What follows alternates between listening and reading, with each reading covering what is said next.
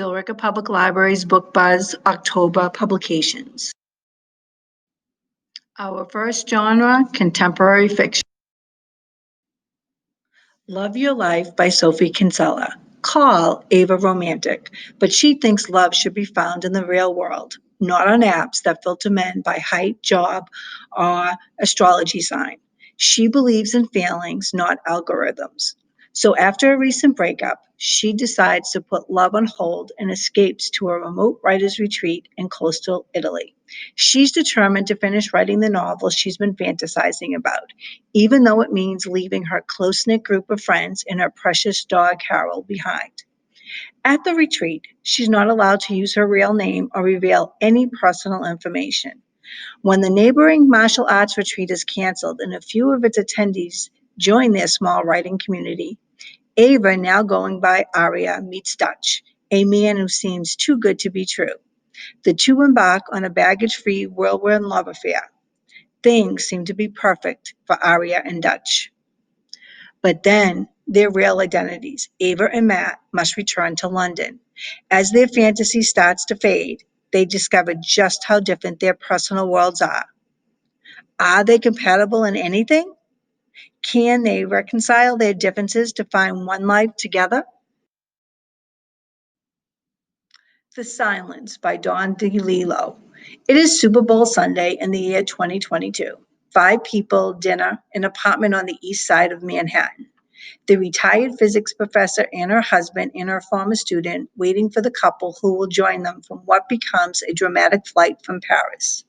The conversation ranges from survey telescope in north central Chile to a favorite brand of bourbon to Einstein's 1912 manuscript on the special theory of relativity. Then something happens and the digital connections that have transformed our lives are severed. What follows is a dazzling and profoundly moving conversation about what makes us human. Never has the art of fiction been such an immediate guide to our navigation of a bewildering world. Every Now and Then by Leslie Kagan. The summer of 1960 was the hottest ever for Summit, Wisconsin. For kids seeking relief from the heat, there was a creek to be swum in, sprinklers to run through, and ice cream at Whitcomb's drugstore. But for Frankie, Viv, and Biz, 11-year-old best friends, it would forever be remembered as the summer that Evil paid a visit to their small town and took their young lives as they've known them as a souvenir. With the to-do list in hand, the girls set forth from their hideout to make their mark on that summer. But when 3 patients escape from Broadhurst Mental Institution, their idyllic lives take a sinister turn. Determined to uncover long-held secrets, the girls have no idea that what they discovered could cost them their lives and the ones they hold dear. 6 decades later, Biz, now a best-selling novelist, remembers that long ago summer and how it still haunts her and her lifelong friends. The Blind Light by Stuart Evers. England, 1959. 2 young soldiers, Drummond and Carter, form an intense and unlikely friendship at Doomtown, a training center that recreates the aftermath of an atomic warfare. The experience will haunt them the rest of their lives. Years later, Carter, now a high-ranking government official, offers working-class Drummond a way to protect himself and his wife Gwen should a nuclear strike occur. Their kept secret will have devastating consequences for the families they so wish to shield. The Blind Light is a grand, ambitious novel that spans decades, from the 1950s to the present, told from the perspectives of Drum and Gwen, and later their children, Nate and Anika. The story brilliantly captures the tenderness and envy of long relationships. As the families attempt to reform themselves, the pressures of the past are visited devastatingly on the present, affecting spouses, siblings, and friends. Our second genre, historical fiction. Magic Lessons by Alice Hoffman. Where does the story of Owen's bloodline begin? With Maria Owens in the 1600s, when she's abandoned in a snowy field in rural England as a baby. Under the care of Hannah Owens, Maria learns about the unnamed arts. Hannah recognizes that Maria has a gift, and she teaches the girl all she knows. It is here that she learns her first important lesson. Always love someone who will love you back. When Maria is abandoned by a man who has declared his love for her, she follows him to Salem, Massachusetts. Here, she invokes a curse that will haunt her family, and it is here that she learns the rules of magic and the lesson that she will carry her for the rest of her life. Love is the only thing that matters. The Eyes of the Queen by Oliver Clements. After centuries locked in an endless cycle of poverty, persecution, and barbarity, Europe has finally emerged into the Age of Enlightenment. Scientists, philosophers, scholars, and poets alike believe that this is to be a new era of reason and hope for all. But the forces of darkness haven't completely dissipated, as Spain hunts and butchers any who dare to defy its ironclad Catholic orthodoxy. Only one nation can fight the black shadow that threatens this new age, and that is Britain, now ruled by the brilliant young Queen Elizabeth I. But although she may be brave and headstrong, Elizabeth knows she cannot win this war simply by force of arms. After her armies have been slashed in half, her treasury is on its knees. Elizabeth needs a new kind of weapon forged to fight a new kind of war, in which stealth and secrecy, not bloodshed, are the means. In this tense situation, Her Majesty's Secret Service is born, with the charismatic John Dee as its head. A scholar, a soldier, and an alchemist, Dee is loyal only to the truth and to his queen. And for her, the woman he's forbidden from loving, he is prepared to risk his life. Our third genre is fantasy. Black Sun by Rebecca Roanhorse. In the holy city of Tobia, the winter solstice is usually a time for celebration and renewal. But this year it coincides with the solar eclipse, a rare celestial event prescribed by the sun priest as an unbalancing of the world. Meanwhile, a ship launches from a distant city bound for Tovia and set to arrive on the solstice. The captain of the ship, Zyla, is a disgraced teak whose song can calm the waters around her as easily as it can warp a man's mind. Her ship carries one passenger, described as harmless. The passenger, Serpio, is a young man, blind, scarred, and cloaked in destiny. As Isla well knows, when a man is described as harmless, he usually ends up being a villain. The Midnight Bargain by C. L. Polk. Beatrice Claiborne is a sorceress who practices magic in secret. Terrified of the day she will be locked into a marital collar that will cut off her powers to protect her unborn children. She dreams of becoming a full-fledged magus and pursuing magic as her calling as men do, but her family has staked everything to equip her for bargaining season, when young men and women of means descend upon the city to negotiate the best marriages. The Claibornes are in severe debt, and only she can save them by securing an advantageous match before the creditors come calling. In a stroke of luck, Beatrice finds a grimoire that contains the key to becoming a magus, but before she can purchase it, a rival sorceress swindles the book right out of her hands. Beatrice summons a spirit to help her get it back, but her new ally exacts a price. Beatrice's first kiss with her adversary's brother, the handsome, compassionate, and fabulous wealthy Ethan Levin. The more Beatrice is entangled with the Levin siblings, the harder her decision becomes. If she casts the spell to become a magus, she will devastate her family and lose the only man to ever see her for who she is. But if she marries, even for love, she will sacrifice her magic, her identity, and her dreams. But how can she choose just one, knowing she will forever regret the path not taken? The Once and Future Witches by Alex Harrow. In 1893, there's no such thing as witches. There used to be, in the wild, dark days before burnings began. But now witching is nothing but tidy charms and nursery rhymes. If the modern woman wants any measure of power, she must find it at the ballot box. But when the Eastwood sisters, James, Agnes, and Beatrice, join the suffragists of New Salem, they begin to pursue the forgotten words and the ways that might turn the women's movement into the witches' movement. Stalked by shadows and sickness, haunted by forces who will not suffer a witch to vote, and perhaps not even to live, the sisters will need to delve into the oldest magics, draw new alliances, and heal the bond between them if they want to survive. There's no such thing as witches, but there will be. Our fourth genre, science fiction. The Ministry for the Future by Kim Stanley Robinson. Established in 2025, the purpose of the new organization was simple: to advocate for the world's future generations and to protect all living creatures, present and future. It soon became known as the Ministry for the Future, and this is its story.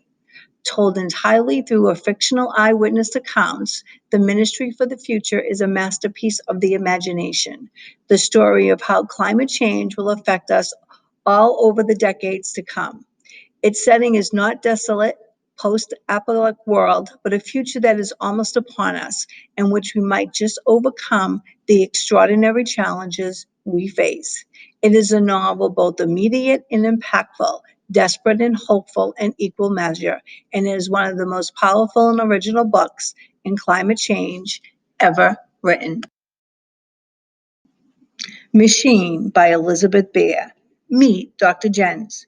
She hasn't had a decent cup of coffee in 15 years. Her workday begins when she jumps out of a perfectly good spaceship and continues with developing treatments for sick alien species she's never seen before. She loves her life, even without the coffee.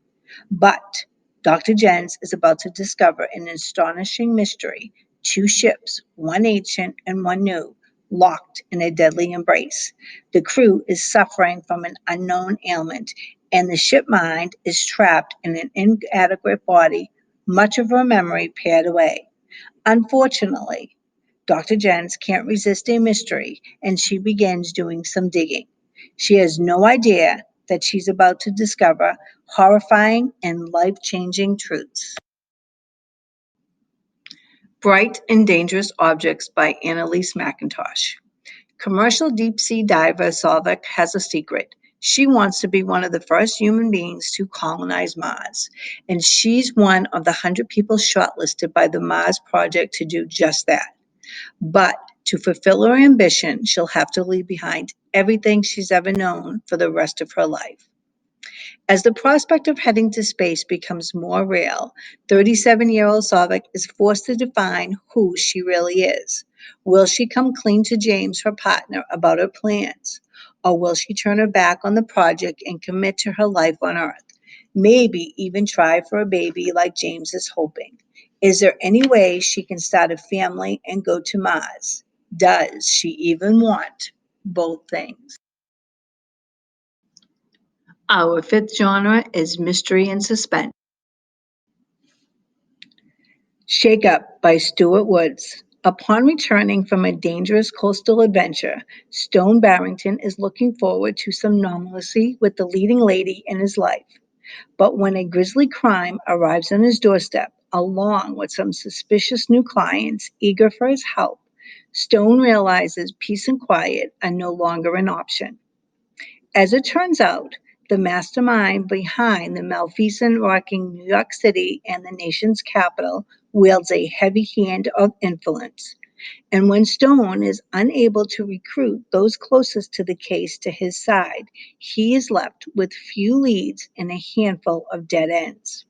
But with the help of important people in high places and the expertise of alluring new friends, Stone is more than ready to rise to the occasion. Deception by Gaslight by Kate Belly. As chill sets in on New York City in the winter of 1888, a jewel thief dubbed the Robin Hood of the Lower East Side has been stealing from the city's wealthiest and giving to the poor. Genevieve Stewart, a young woman whose family is part of Mrs. Astor's famed 400, but who has forged a life of her own as a reporter, decides to chase the story, but gets more than she bargained for. A murder victim sprawled in a dark alley in the dangerous Five Points neighborhood. A handsome neighborhood tough comes to her rescue, but when she encounters the same man at a glamorous ball a few nights later, she realizes he is part of her society, Daniel McCaffrey. Could this be her Robin Hood? When two murders rock the Knickerbocker world, it becomes apparent that something much more sinister is afoot than a few stolen diamonds. Genevieve is determined to prove that Daniel is Robin Hood, but she's loath to believe he is a killer as well. From the glittering lights of Fifth Avenue to the sordid back alleys of Five Points, the truth is just one murder. Fortune Favors the Dead by Stephen Sportswood. It's 1942, and Willow Jean Parker is a scrappy circus runaway whose knife-throwing skills have just saved the life of New York's best and most unorthodox private investigator, Lillian Pentecost. When the dapper detective summons Will a few days later, she doesn't expect to be offered a life-changing proposition.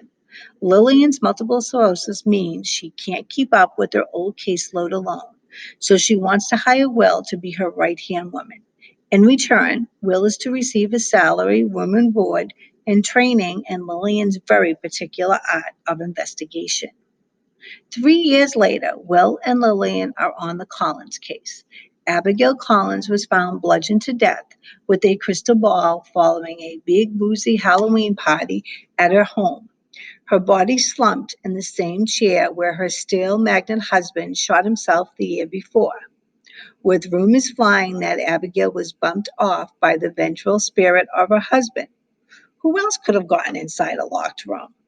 The family has tasked the detectives with finding answers where the police have failed. But that's easier said than done in the case that involves messages from the dead, a seductive spiritist, and Becca Collins, the beautiful daughter of the deceased, who Will quickly starts falling for. When Will and Becca's relationship dances beyond the professional, Will finds herself in dangerous territory and discovers she may have become the murderer's next target. A Song for Dark Times by Ian Rankin. When his daughter Samantha calls in the dead of night, John Rebus knows it's not good news. Her husband has been missing for 2 days. Rebus fears the worst and knows from his lifetime in the police that his daughter will be the prime suspect. He wasn't the best of fathers. The job always came first, but now his daughter needs him more than ever. But is he going as a father or a detective? As he leaves at dawn to drive to the Winsep coast, in a small town with big secrets, he wonders whether this might be the first time in his life where the truth is the one thing he doesn't want to find. Goodnight, Beautiful by Amy Malloy. Newlyweds Sam Statler and Annie Potter are head over heels and excited to say goodbye to New York City and start a life together in Sam's sleepy hometown upstate. Or, it turns out, a life where Annie spends most of her time alone, while Sam, her therapist husband, works long hours in his downstairs office, tending to the egos of his mostly female clientele. Little does Sam know that through a vent in his ceiling, every word of his session can be heard from the room upstairs. The pharmacist's wife who is thinking of a divorce. The well-known painter whose boyfriend doesn't satisfy her in bed. Who can resist listening? Everything is fine until the French girl in the green Mini Cooper shows up, and Sam decides to go to work and not come home, throwing a wrench into Sam and Annie's happily ever after. The House of Correction by Nikki French. When a body is discovered in Oakham, England, Tabitha is shocked to find herself being placed in handcuffs. It must be a mistake. She only recently moved back to her childhood home, not even getting a chance to reacquaint herself with the neighbors. How could she possibly be a murder suspect? As Tabitha is shepherded through the system, her entire life is picked apart and scrutinized. Her history of depression and medications, her decision to move back to a town she supposedly hated, and of course, her past relationship with the victim, her former teacher. But most unsettling is Tabitha's own memories of the day are a complete blur. From the isolation of the correction facility, Tabitha dissects every piece of evidence, every testimony she can get her hands on, matching them against her own recollections. But as dark, long buried memories from her childhood come to light, Tabitha begins to question if she knows what kind of person she is after all. The world is convinced she's a killer. Tabitha needs to prove them all wrong. But what if she's only lying to herself? The Girl in the Mirror by Rose Carlyle. Twin sisters Iris and Summer are startlingly alike, but beyond what the eye can see lies a darkness that sets them apart. Cynical and insecure, Iris has long been envious of Summer's seemingly never ending good fortune, including her perfect husband, Adam. Called to Thailand to help her sister sail the family yacht to Celchus, Iris nurtures her own secret hopes for what might happen on the journey. But when she unexpectedly finds herself alone in the middle of the Indian Ocean, everything changes. When she makes it to land, Iris allows herself to be swept up by Adam, who assumes that she is Summer. Iris recklessly goes along with his mistake. Not only does she finally have the golden life she's always envied with her sister gone, she's one step closer to the $100 million inheritance left by her manipulative father. All Iris has to do is be the first of his 7 children to produce an heir. Iris's new life lurches between glamorous dream and paranoid nightmare, on the edge of being exposed. How far will she go to ensure no one discovers the truth? And just what did happen to Summer on the yacht? Only Iris knows. Confessions on the 745 by Lisa Unger. Selena Murphy is commuting home from her job in the city when the train stalls out on the tracks. She strikes up a conversation with a beautiful stranger in the next seat, and their connection is fast and easy. The woman introduces herself as Martha and confesses that she's been stuck in an affair with her boss. Selena, in turn, confesses that she suspects her husband is sleeping with the nanny. When the train arrives at Selena's station, the two women part ways, presumably never to meet again. But days later, Selena's nanny disappears. Soon, Selena finds her once perfect life upended. As she is pulled into the mystery of the missing nanny, and as fractures in her marriage grow deeper, Selena begins to wonder who was Martha really? But she is hardly prepared for what she'll discover. The Search Party by Simon Lilick.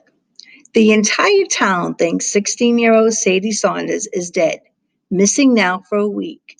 They say she was murdered, and they think they know who did it. Sadie's 5 best friends aren't so sure. They vow to find out the truth, so they pack their bags and head into the woods where Sadie was last seen. But they're not just friends, they're suspects, and each of them has a secret. As the landscape opens up and the darkness closes in, the reality of their situation becomes clear. This was never really a search party. It's a witch hunt, and not everyone will make it home alive. The Devil and the Dark Water by Stuart TURTON. It's 1634, and Samuel Pepys, the world's greatest detective, is being transported to Amsterdam to be executed for a crime he may or may not have committed.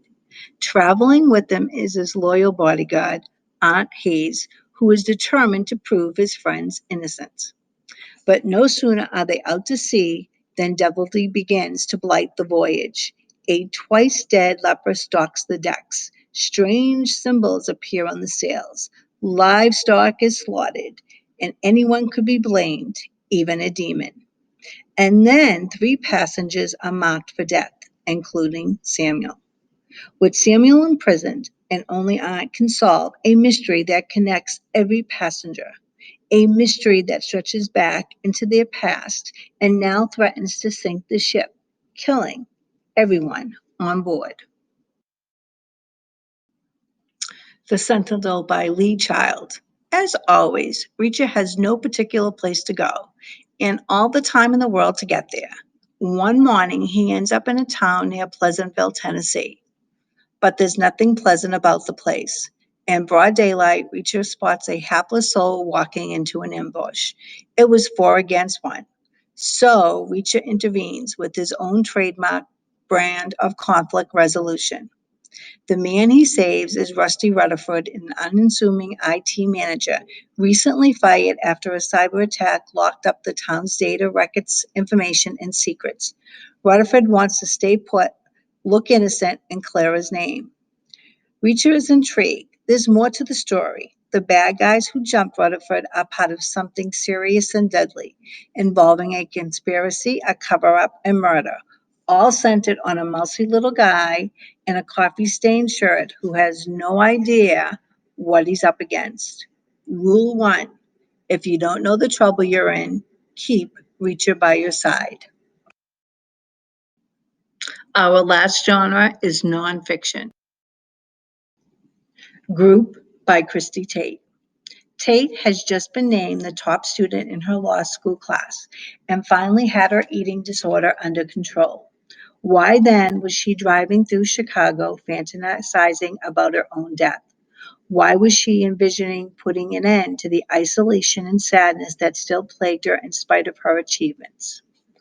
Enter Dr. Rosen, a therapist who calmly assures her that if she joins one of his psychotherapy groups, he can transform her life. All she has to do is show up and be honest about everything: her eating habits, childhood, sexual history, etc. Christy is skeptical, insisting that she is defective beyond cure. But Dr. Rosen issues a 9-word prescription that will change everything.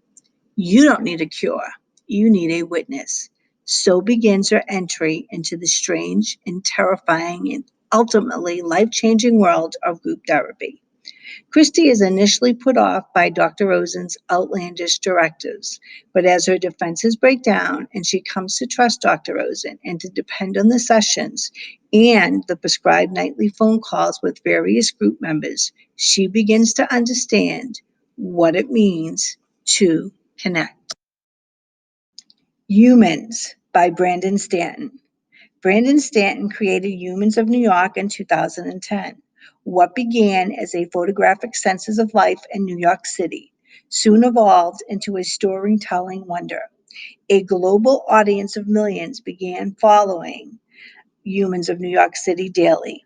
Over the next several years, Stanton broadened his lens to include people from across the world.